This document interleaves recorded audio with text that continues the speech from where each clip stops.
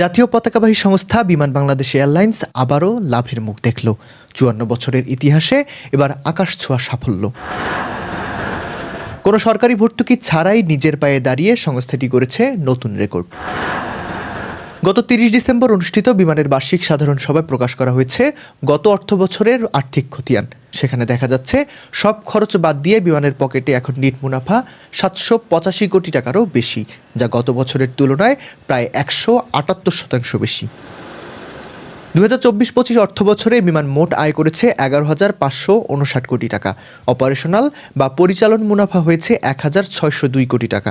আর সব ট্যাক্স ও খরচ বাদ দিয়ে নিট মুনাফা দাঁড়িয়েছে ৭৮৫ কোটি ২১ লাখ টাকায়। সবচেয়ে অবাক করা বিষয় হলো বিগত ১০ বছরের মধ্যে ৯ বারই লাভের মুখ দেখেছে বিমান, আর এবার টানা পঞ্চমবারের মতো লাভের ধারা অব্যাহত রাখল বিমান। বিমান বাংলাদেশ এয়ারলাইন্স ২০২৪-২৫ অর্থবছরে ২১টি উড়োজাহাজের মাধ্যমে দেশি বিদেশি ৩০টি গন্তব্যে সর্বমোট ৩৩ লক্ষেরও বেশি যাত্রী পরিবহন করেছে, যা পূর্ববর্তী অর্থবছরের তুলনায় ১% বেশি।